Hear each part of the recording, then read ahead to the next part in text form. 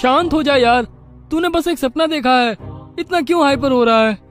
और मेरी ये हालत, ये भी सपने में हुई है क्या? भाई मेरी बात मान, कुछ ना कुछ गड़बड़ जरूर हो रही है मेरे साथ।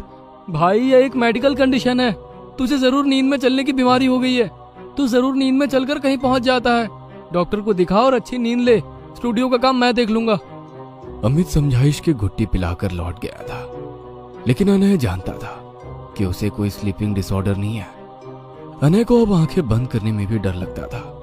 खुली आंखों में भी उसे बार बार ऐसा लगता जैसे उसके शरीर पर कुछ रेंग रहा हो। वो डरा सहमा सा एक कोने में सिमट बैठा हुआ था। रगड़ रगड़ कर नहाने के बाद भी वो बदबू जैसे उसका पीछा नहीं छोड़ रही थी। पूरा दिन यूं ही डरते सहमते हुए बीत गया था। रात के 11 बजे का समय था। अनय की आंखें नींद से बोझिल हो रही थी, लेकिन कल रात के बाद से उसे सोने में बहुत डर लग रहा था। अनय किसी भी तरह जागने का प्रयास कर रहा था, फिर भी तकरीबन 1 बजे उसकी आंख लग गई। आंखें बंद करते ही फिर से अनय उसी बदबूदार सीलन और फंफूदी भरी जगह पहुंच गया था। उसके शरीर पर घिनौने कीड़े और छिपकलियां रेंग रहे थे। अनय पागलों की तरह चीख चीख कर उन कीड़ों को खुद से दूर कर रहा होता है कि तभी वो किसी से टकरा जाता है।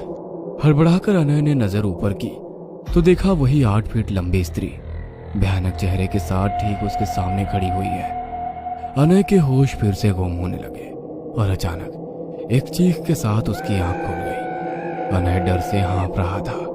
उसकी सांस भी जैसे अटक सी रही थी। बदन पर से कपड़े नोचे हुए थे और पूरे शरीर से गंदी बदबू आ रही थी।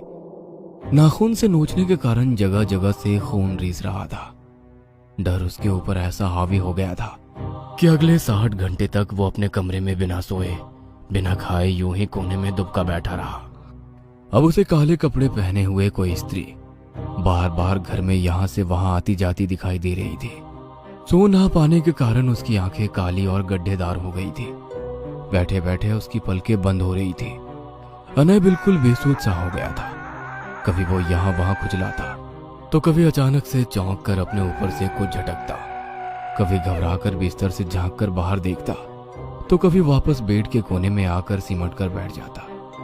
जागने की लाख कोशिश करने के बाद भी 60 घंटे के बाद नींद के जोर में आकर रात के 3 बजे वो एक तरफ लुढ़क गया था। तभी उसके चेहरे को कोई कोमल सा आंचल छू कर गया। अनय को अपने चेहरे पर नरम मुलायम हाथ का स्पर्श महसूस होने लगा। अगले ही पल एक सुंदर स्त्री उसके आसपास घूमने लगी।